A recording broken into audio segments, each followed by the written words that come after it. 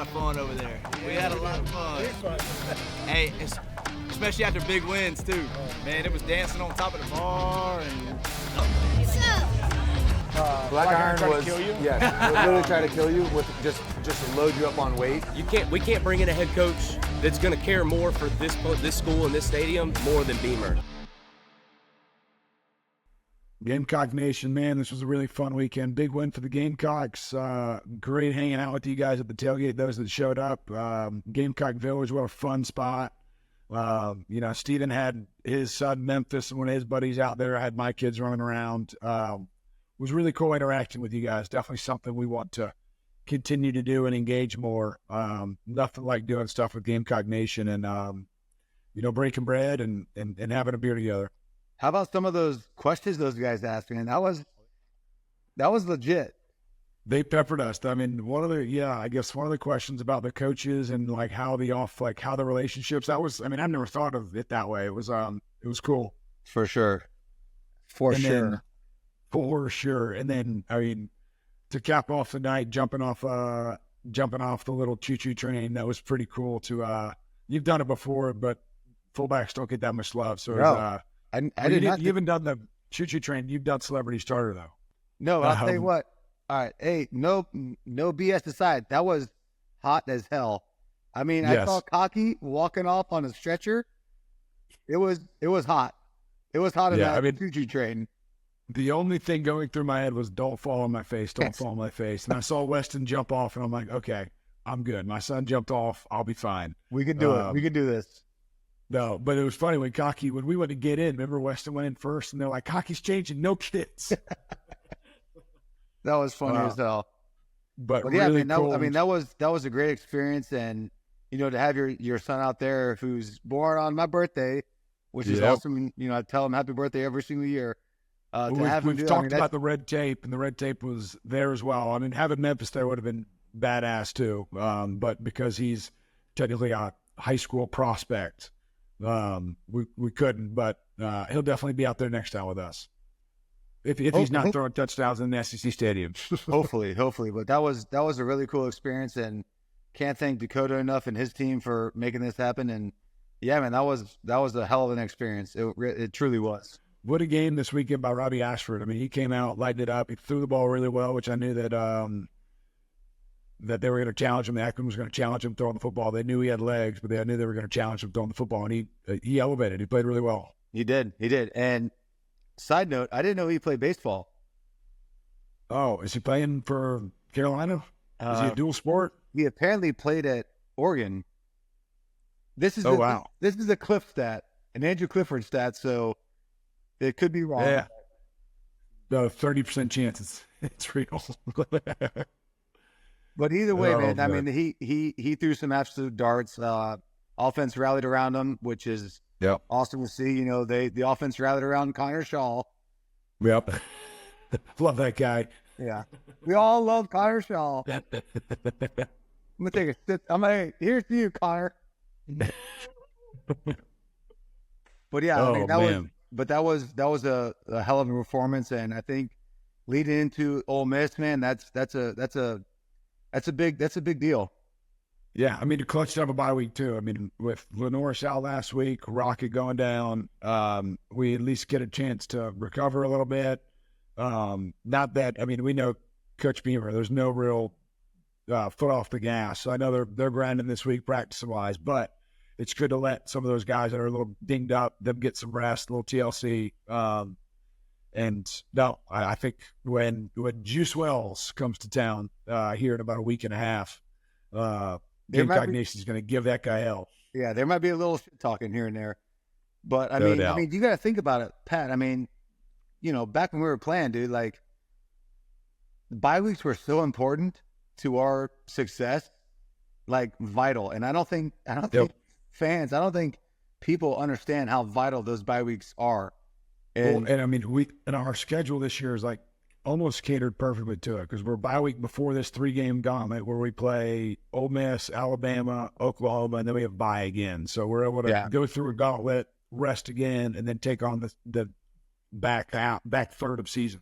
So no, I I think our schedule definitely fits our mold. The defense is playing awesome. I mean, the front seven is tearing it up, and the secondary is just picking apart everybody because the defensive line is just causing havoc back there. For sure. For sure. It's been super good defense. They really are, though. It's kind of wild. It's kind of wild how good these guys are. And, you know, after the ODU game, everybody's kind of counting them out. And now all of a sudden, everybody's like, hold on a second. We may be kind of worth it. Wake up. So, yeah. No, I think it's exciting. And I think that we play with the same chip on our shoulders as these guys do now. Is okay, you can overlook us, but we're going to make sure you can't overlook us very long. Yep. And going into these 3 weeks, it's time to, you know, buckle up and put the big boy pants on and go. We've said it on here before. If you want to be the best, you got to beat the best, and we're going in to play in the elite. Yep, absolutely. So no, I think Gamecock Nation's really going to enjoy this episode. And I thoroughly enjoyed, you know, being social with the fans and being out there in Gamecock Park. We have one of the best tailgate setups in all college sports. I'd put it up against almost anybody with Gamecock Park and the Gamecock Village and the Gamecock Walk. It is absolutely electric. So next time we do this is not going to be this isn't a one and done. We're definitely going to do it again. So excited to see everybody out there again. Absolutely. And I'll probably show up maybe a hair earlier. I won't show up by the skin of my teeth, but I mean, I'll give you air knuckles. You drove 7 hours to get there for it, and we definitely really appreciate you doing that. And Memphis went off the night before, so I mean, you had a legit reason. It was exhausting, but I'll tell you what, man. And you know what's crazy? I wanted to tweet this actually, and this is kind of a cool thing I wanted to say.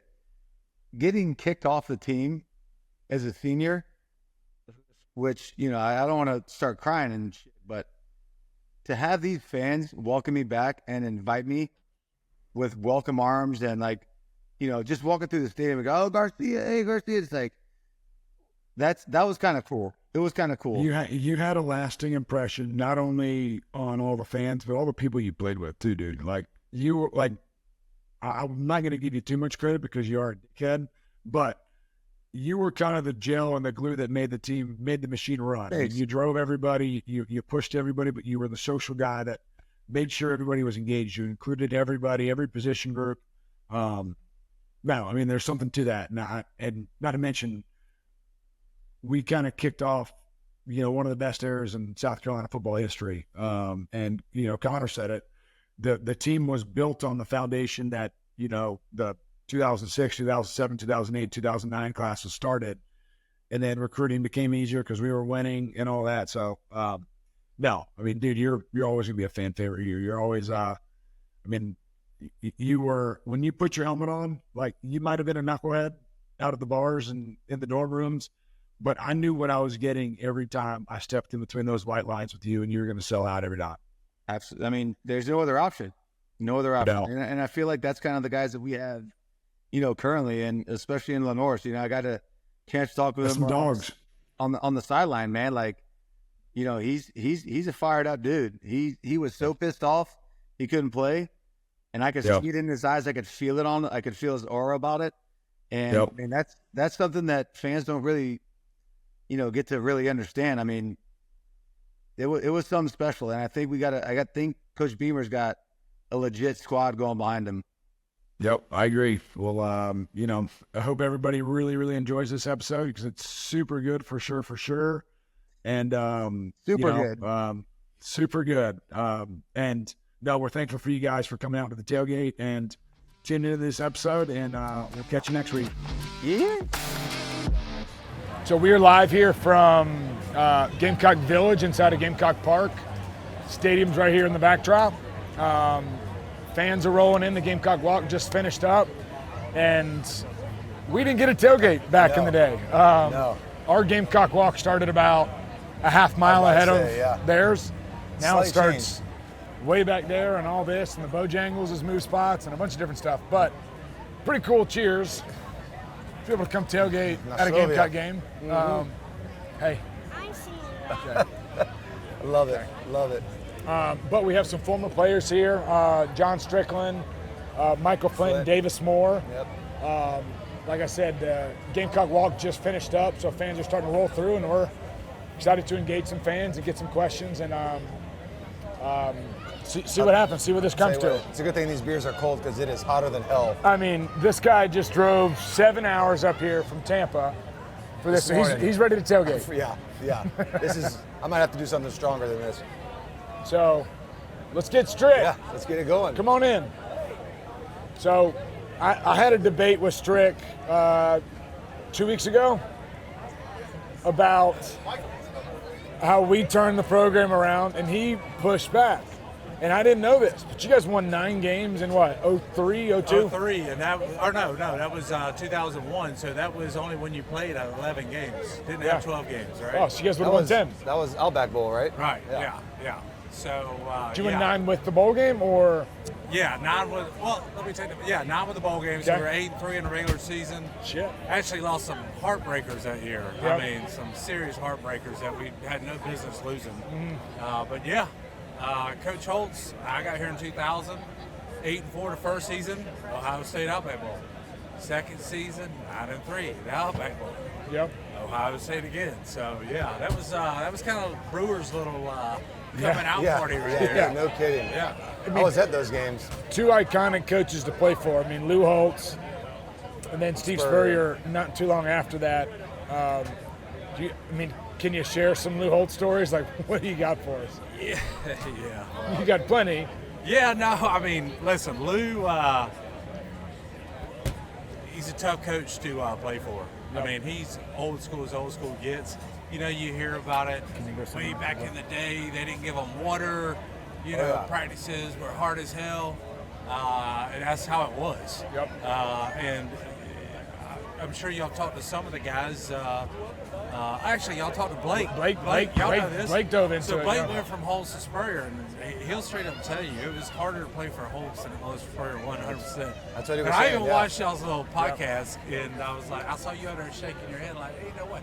Yeah, wait. What I would imagine it was probably easier to play quarterback under Holtz than it was to play quarterback under Spurrier. But from a physicality, time under tension standpoint, it was probably a whole different monster. And there was a little bit of a difference. I didn't get to see it firsthand. Coach Spurrier did recruit me to Florida, but Lou wound up getting me up to Columbia. We gave you some more money to come up here and then NIL-wise. Yeah, right? that's exactly what it was. Yeah, I wish that was the case. I mean, we were about we were a couple of decades too far behind on that one. No kidding. Yeah, but no, I mean, Lou was a tough coach to play for. He demanded a lot from you. And he would call you out in front of everybody. I'll give you my one Lou Holtz story. Sounds about right. Yeah. My Lou Holtz story is we're at the hotel, and I used to be like Garcia over here. My hair was long. I was growing a beard. I was a true freshman, first Outback Bowl. We get down there. It's Christmas Day, right? So we get down there Christmas afternoon. We're all in the team meeting. Adrian Dupree does the chapel.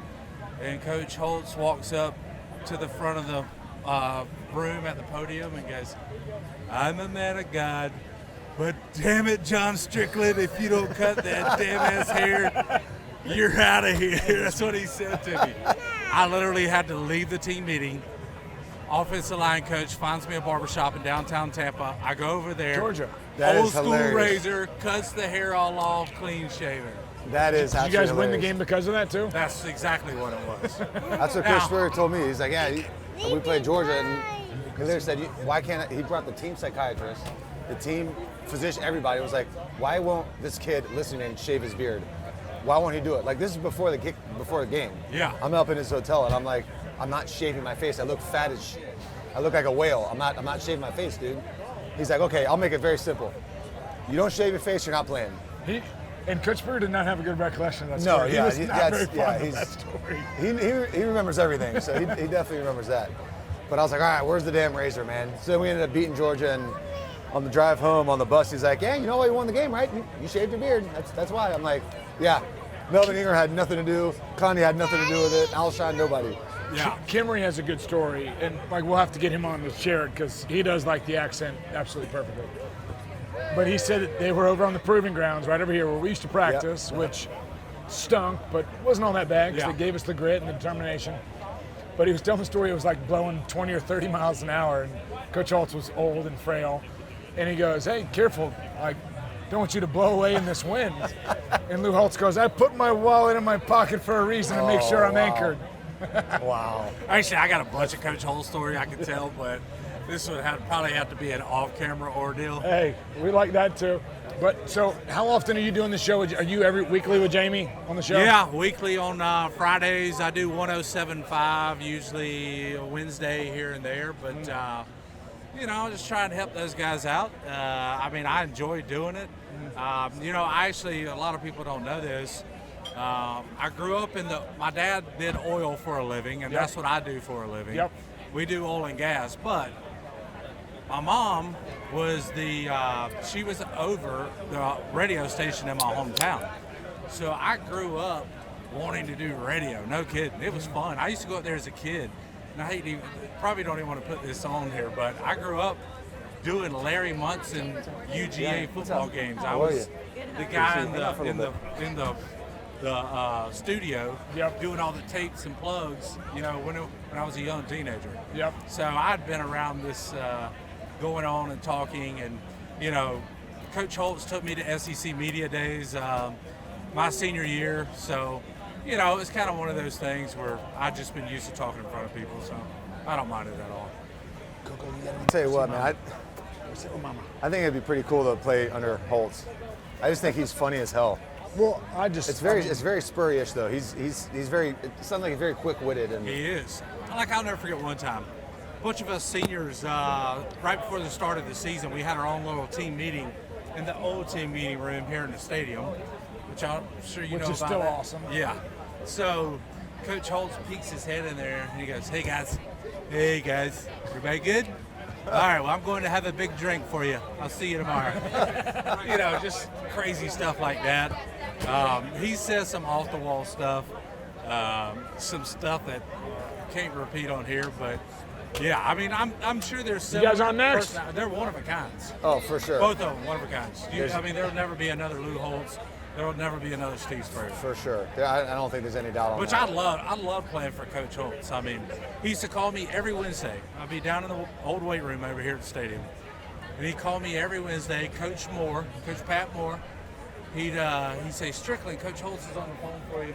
So I go into the street coach's office, and hey, John, how's the game plan this week? What do you think about it? And I'm sitting here thinking in my head, well, what do you want me to tell you? I'm like, oh yeah, Coach is great, everything's great. So he used to do that every Wednesday. My senior year, he did that every Wednesday because he knew I was in the weight room working out at 2 o'clock. Yep. So yeah, that's phenomenal. Dude, I got to keep my head on a swivel. I'm ready for one of these soccer balls to come flying in and crush my face. Don't let my kids go there. My kids have never been historically good at soccer, so if they're over there, you're definitely in trouble. Jeez Louise. I thought about that earlier, by the way. Well, I went to grab a beer, and the first thing I whizzed right in there. I'm like, good God. How about Steel Hands coming through? Oh, that's clutch. Supplying us with the brews here. Hey, Scott, the guys, soldiers. great people over at Steel Hands. Yeah. Awesome people to hang out with. Yeah, for sure. We're eventually going to do a show from there. Yeah. Good people. They've been on board since the very beginning. Very grateful for them. Got some pretty. Did you get some food earlier? Home team loaded us up with some wings. Man, I ain't gonna lie, I've been over at my condo and Flint's condo eating way too much stocked food. up already? But don't get me wrong, home team has the best smoked wings Yes. probably I've ever had. I'll tell you what, my son and his buddy, literally that's the first thing they did. Went they straight smell over it. there and just freaking You can see piled their on. nostrils. Like, Yeah. Where's the food? Where's the food? Good. Yeah, I'm gonna dive into that thing in a minute here shortly. Yeah. Hey, we really appreciate John Strickland coming up. There's probably going to be questions that's going to pop up for him later, too, so hang around and grab a beer. Yeah, I'll hang out. Beers I are told cold, them food's I was good. supposed to get back over to the condo, and the wife and kids come back over here, but I told my wife, I was like, Garcia got lost on the way here, so I told her, I was like, you're just going to have to get the kids ready and just come on. I said, just come on over to Flint's It's a condo. good venture. For sure. Yeah, Yeah, he's texting me. He's like, "Hey, are you close? Are you close? When are you gonna be?" I'm like, I'm a mile "Dude, I'm away." in motherfucking traffic. Like, I'm frustrated right now." You're not used thinking to about it. because we took the bus. Exactly. Yeah, I got the police escort through, Exactly, through it was- everything. Yeah. You might have to blurt that. It all worked out. It did. Luckily, I had those guys able to drive for the majority of today. Yeah, Thank man, God. hey, Memphis balled out last night. Yeah. You boys are doing a good job. It's been fun. Appreciate it. Me and Brewer almost did this, by the way. Did you really? Now, I don't know if it would have been with Gamecocks Plus, but me and Brewer not too long ago. I'll tell you what, it would be an absolute struggle if we didn't have them. Dakota, Oh, Yeah. Dakota's a man. thank you, sir. Absolutely. Thank you, sir.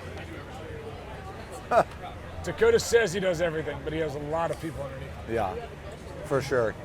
All right, come on. Did you see one of the comments was like, Garcia says for sure a lot? For sure. Well, you know Boy, what? and I say, Oh, for sure. She's I'm like, gonna do it even more now. Good. She's like, you're a super. Like, you say super. Well, they You cut do? it up. Yeah, I mean, it's going to they get know. edited. I know. She's like, you say super, and he says for sure. Well, you know what? That's Somebody for told me. Super special. Somebody told me the other day, they were like, damn, you sound like Nick Saban because you say all right all the time. I do. Like, I'll start making a point, I'll be like, all right. We have our go-tos, our comfort. Yeah. It is what it is. So we are going to engage the fans now. Have Corey, a.k.a. Steve, here, ready to ask us a question. So hopefully it's not a Spurrier-esque question. Yeah. But let's see hear what it, you got. man.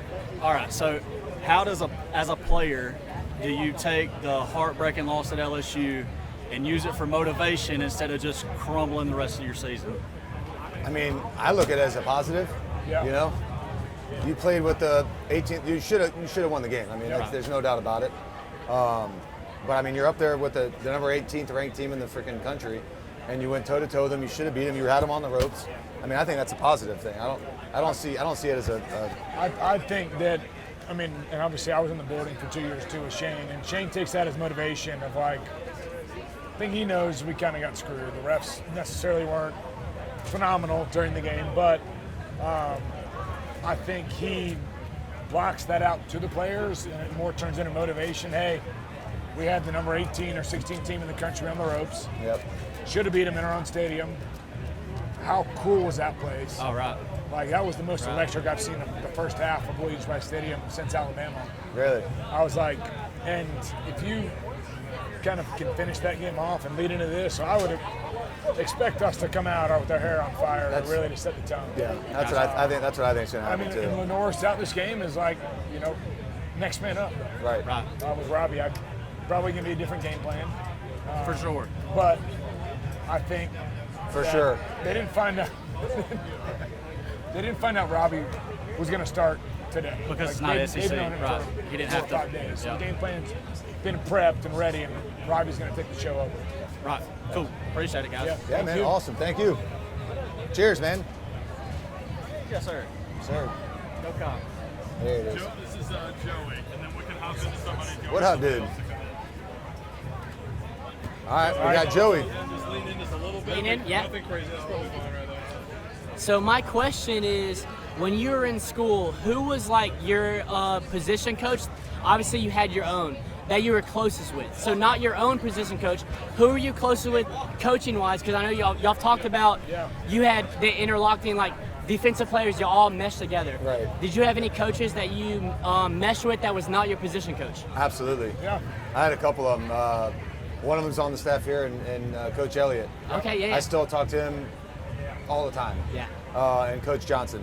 Yeah, so when I came up to start getting recruited, I was a linebacker in high school. I ran 4.7, and that doesn't work in the SEC to play linebacker. So Tyrone Nix, I did camps with him, so I had a good relationship with him my first 2 years. So he was kind of a breath of fresh air, a guy I knew since high school. Yeah. And I had Robert Gillespie and Jay Graham, 2 guys Gillespie, that played yep. in the SEC Yeah. and both played in the NFL. So having those guys in my position room was awesome.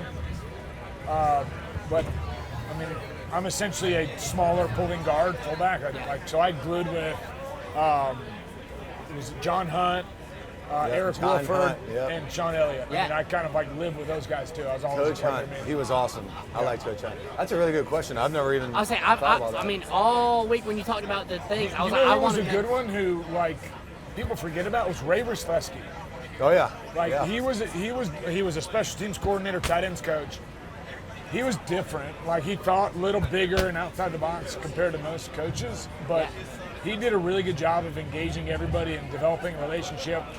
I mean, what about the strength coaches? I mean, I got. How many did I y'all didn't have really- while y'all were there? How many strength coaches did you have? Two?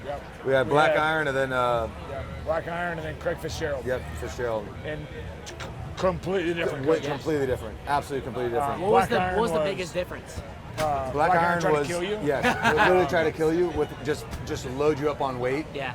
Whereas Fitz was more like, I don't know, more. It was more catered. Like Yeah, quarterbacks yes, were doing the same yes. workouts as the offensive line. Like everything was more catered, and he was receptive to what the players, what we needed. Yeah. Like it wasn't like It wasn't- I'm going to kill you. It was Right. like, hey, yesterday's workout sucked, didn't it? Yeah. And like, yeah, he's like, should we back off or can we push through? Yeah. And there'd be days where we're like, we can push through, and there's days where we're like, dude, somebody's going to get hurt. Yeah, Like, you're we need to killing back us. You're off. literally, people are gonna die. I'm assuming the first one was when y'all first got there and it switched over, or Yeah. Yes. Yeah. So- So that was And second. And Black Iron it was heavy Monday, Tuesday, Wednesday off. Thursday, Friday were Big 12s. Well, you And didn't redshirt. I didn't. You guys reminded me of that quite often. Because I redshirted. y'all and talking, you bring it up every time. I'm telling you right now, that shit was terrible. It was I don't even care about 2 testing. days a week, 3 days a 3 week. days. But I traveled with the team, so I didn't have to do Friday. But Monday and Wednesday, 5 o'clock workouts. I don't even know if I could say it on what I'm. Both ends just Yeah. coming out. Put on the leg press, and there's 1,000 pounds on there, and you're just, oh boy, I mean, I think I said it vomit earlier. it's terrible. 2 guys quit on You the leg talk- press yeah, in you our talked about freshman it, yeah. class. And it was brutal. It was absolutely, yeah. And then just buried you in weight. Yeah. And the way it worked is you did the workout, and then when you finished, you went on the track and you did abs. Yep. So when you zoom through the workout, you're like, oh gosh, it's done. You're doing abs for 30 minutes. Yeah. Ab work. It was miserable. And I mean, you're sitting there and you're like, actually, I'm going to take my time from here on out Yeah. doing this workout. I'll tell you what, man. My first workout here. So I graduated early, come in January. My first ever workout. Drive in here. I get stopped by a train. I'm like, oh man, I can't wait. I'm super excited. I show up like 15 minutes late. Yeah. Well, I think what was it? I'm 300. not in high school anymore. No, it was Tried to 300. blame the train, but you couldn't. 300 stairs Yeah. on the stairmaster Which is an at hour. full speed. Yeah. At full Hour speed. and 20 minutes? If you get off, you restart. So I Brutal. literally, that was my first You workout. had I to was do like, it before practice. You couldn't practice until you Yeah. finished it. I was like, I don't know if I can do this sport. I really don't.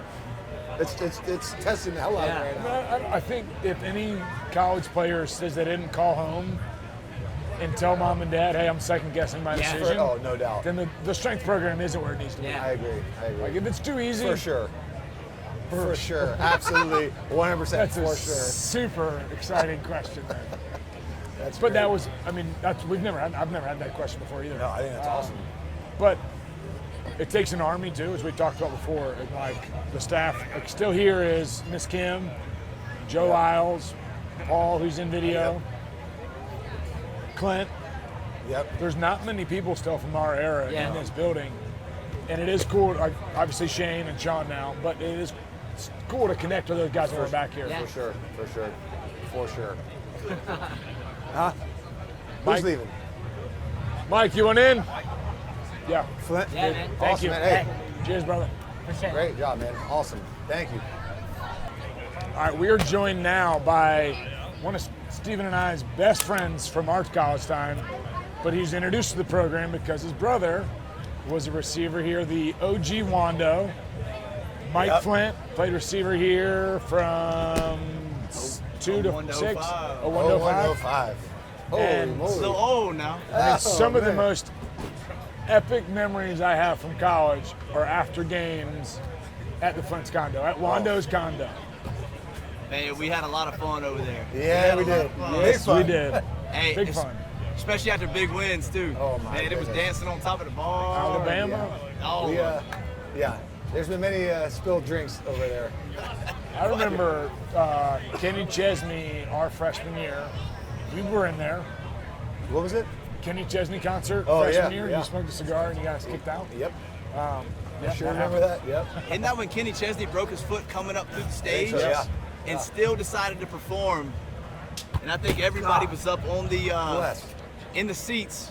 I think there was shirts off. I think there was rocking with some older ladies, some grandmas up there. Yeah. Just everybody had a big time and just it was a lot of fun. A lot of fun. Yeah, so tell us some of your favorite moments during your playing time. I mean, you missed us by a couple years, and obviously we experienced it with Peen, but tell us about the 1 to 5 time and some of your most fond moments. Man, there was a lot. I know playing at Tennessee, we always played Tennessee tight. My sophomore year, we went down there and we lost a heartbreaker in overtime. Touchdown pass that, we missed. Tennessee ended up beating us, but then going down there my senior year, Coach Spurrier's first year, Josh Brown kicked a 49-yard field goal with, I think, 2.5 minutes left, and it was just it was a dogfight all game. I mean, we wasn't a whole lot of offense. I mean, we getting downfield and then punt, get downfield, sustain a drive and then punt. But when Josh hit that field goal with about 2:40 to go, that was the first time at South Carolina's ever beat Kentucky, wasn't it? Or Tennessee? Yeah. First time in a long time, and I think since almost since Hank Campbell made a tackle. And I say Hank Campbell, he grew up on James Island, grew up with my older brother, but made a tackle in overtime to beat Tennessee in overtime, and it was a huge deal. I think it was in 1990. Yep. But it was that, and then Florida. We beat Florida that year too, and it's the first time we beat Florida in a long time. And those two games, to be able to win those two was special. I love busting your brother's balls, Steven. I love giving Peen a hard time. And he's a good sport and he takes it all the time. So there's pictures in the condo. There's a badass picture of you going up over the top, basically mossing some guy at Troy. Who was it? Was it Troy? It was Troy. It was Kelvin. I think it was the first round draft pick the year after. Yep. No kidding. And then there's a picture of Peen. I think it was a bot snap of him scrambling. Bot snap. His freshman year against NC State. Yep. It was it was that old crap moment of like, oh, this is getting real now. Yep. It just got real. Well, that cracks me up every time I'm in the condo. And I see that picture, and then I see his Peen pictures because I know the helmet looked like it was a little bit sideways. Yeah. I'll tell you what, man, the alumni game, you guys are the favorite targets, man. Hey, you remember that? That first pass. That freaking bomb, he can run, and I'll just find the soft spots. That was fun as hell. That was a good time. Always great seeing you, brother. Yes, man. Hey, we got MJ here who's going to be, what class are you? You're probably class of 40-something? Whose class are you in? Winning. He's in first grade, but he said he's coming to South Carolina. Jay Beamer better start recruiting him. He said he's going to be a quarterback or a wide receiver. Yeah. Beautiful. All right, man. Appreciate you, buddy. Hey, I appreciate it. MJ, give him a little, say what's up. MJ, you got to give us what's up. Look, you got to give us what's up.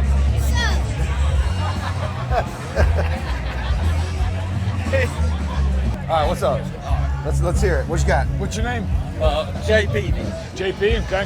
Yep. Okay. This is my wife, Emily. How are you? How are you? I told her I was really rich. That's how I got her. There you go. So, Well done. otherwise, it wouldn't happen. We were all really rich at 5 points when drinks were 50 cents. Exactly. For sure. So my question is, back in '06, Kenny McKinley took his picture with my son and was really excited. I would like to know, what was it like being around him? I know he was a great guy from what I could see, but Kenny was one of the glue guys, I would say. 100%. For sure. He brought the energy to practice. He brought the energy to the workouts. He brought the energy in the locker room. Just a friendly dude, man. Everyone wanted to be around him. Everyone wanted to talk to him, hang out with him. Sure. Like you said, he was the ultimate glue guy. And he's an Atlanta guy, and like him and T-Camp, they were the spirit of the locker room. Like those guys brought the energy to workouts when we were all dragging and dying. Yeah. I still hear that in my head. Never take a day off. Do the shit would pay off. And I'm like, dude, I'm dying right now. I can't listen to you barking that right now. Like, shut up. So with all that, what did you learn about yourself by not quitting and keep pushing yourself because of his motivation? There's only one way to do it. You just go through it. Yeah. You know, and I think I definitely learned that while being here. Dealing with Spurrier, dealing with our strength coach Black Iron, and then dealing with Fitzgerald. That's being around guys like him that look, man, we're doing this today. We're getting this done. Yeah. All right, we're going and we're gonna put our head down and just go. And that's kind of how I live life now. It's like if I'm gonna do something, I'm going to do it. Yeah. So I'm trying to instill that in my son and my other kids. Like Kenny McKinley showed us, like don't dip your toe in the water, find out how cold it is, jump in that bad boy and just figure it out. Sure. Figure it out. But I mean, Kenny, rest in peace. That is awesome. Thank y'all so much. He was a big piece of this program. For sure. Definitely so. He'll always be remembered as y'all will as well. Well, I appreciate We really appreciate You earned your picture. You Did I? That's awesome. I got a picture. Yes, sir. All right, what you got for us? So, sorry, I'll ask you. Yeah. Just with the current culture, NIL thing going on in college football. Yep. Seeing if you guys feel the same way. Keeping Coach Beamer on as head coach, I know things may go wrong with the offense and defense, but I feel like Coach Beamer, we're never going to find a head coach that loves Columbia more, cares for Columbia more. So if we do have problems come up, it's more of an OC-DC thing and keeping our head coach. Well, I think you go you first jump off and say, we went 2-8 during COVID or whatever it was, coming off of Muschamps last year. Beamer comes in and wins 7 games his first year, wins 8 games his second year. Last year was a little dip, winning 5 games. We talked about it with him, and we experienced it too. There's hills and valleys, to grow in the program. Alabama has always been on that trajectory. Georgia, the last couple of years, Georgia's been doing this. They're on the up right now, but you have to go through the valleys to get to the hills. And I think for a guy that understands culture, understands recruiting, who I think has been kind of in front of NIL and from a recruiting standpoint and the relationship piece, we don't have the money that other schools have. It's always been, that's been a known thing. But there's a reason why Nick Harbor and Dylan Stewart and some of these 5-stars are coming here. They turned down more money to go other places, but they came here because of Beamer, because of the culture, because they feel like it's home here. And to be honest, when we sat down with Coach Beamer, I had no idea his coaching pedigree that he's been around some freaking dudes. Yep. So that's a very good question. And we tried to get. I wanted him to tell us what he took from each place to He's like, I'm not sharing my secrets. He's tight at the hip. I don't blame him. For sure. But I mean, I was in there for 2 years. He gets it, players coach. But also, one of the things that I respect most about him is if you want to transfer and you talk about transferring, he'll be the first one to tell you, cool, I'll help you back your locker. Yep. If you don't want to be here, you have to want to be here. If you don't want to be here, get the hell out. Yeah, that's just what I was wondering, because I just feel like we can't bring in a head coach that's going to care more for this school and this stadium more than Beamer. What he's done for this place in 3 years from a buzz standpoint, it's been pretty impressive. And I think one of the coolest things is he still has an 803 number. Yeah. So when he left, I mean, how long was he gone for? 10 years, whatever it was. Yeah. Still had the 803 number. I just spit all over the place. Sorry. No, it's cool. It's cool. But I mean, I think that goes to show you how much he loves this place. Yeah. So. I just didn't know if I was buying into the hype of the big season we were having or what. I just feel like no one, you're not going to bring a Lane Kiffin in here and he cares for Shane's he's a good football coach and he's a really good human being. Yeah. Yep. And to be a good human being in this environment too, there's a piece to it. So I hopefully he's here for a long time. I think it will be. Cool. I appreciate you guys. Right, you earned your picture. Yeah. So we're finishing up here. Nostrovia. Cheers. In Gamecock Village. What an awesome experience. We've had hundreds of fans pop up, a couple questions, a couple former players, but a lot of engagement, a lot of pictures. Robbie Lyles? Is that Robbie? That's Robbie! Robbie! Oh, gosh. We'll get him. I mean, how cool was this? This was awesome. Here's some of these questions from our time, after us, I'll before tell you what, us. man, you're getting good at this. For sure. Super. You're getting super at it. I'm super good. Kirsten, right? He's getting super at it? I'm super excited. But no, man, this is way better than I anticipated, and we gotta wait on Dakota's approval, I guess. Yeah, from a fan engagement standpoint, the program is built on the product in the stadium, but also the culture that fans bring. And 80 strong in the Williams-Brice Stadium, there's nothing like it. You play with guys at Florida, Tennessee, LSU, all those guys. They've said that this is the hardest place they ever played. Agreed.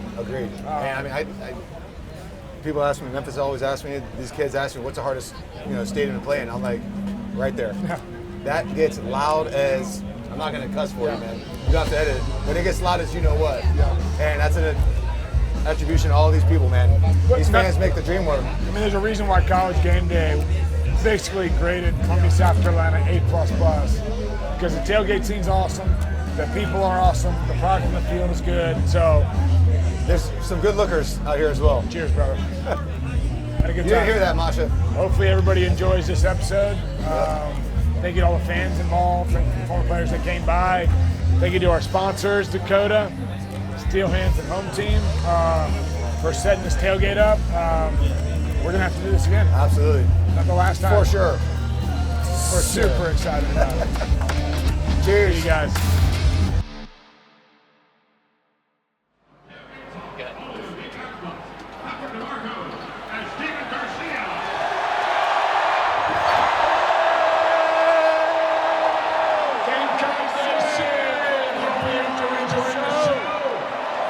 Y'all know what to do.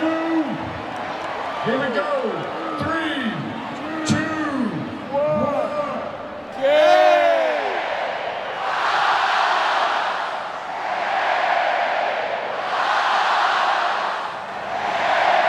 Let's go.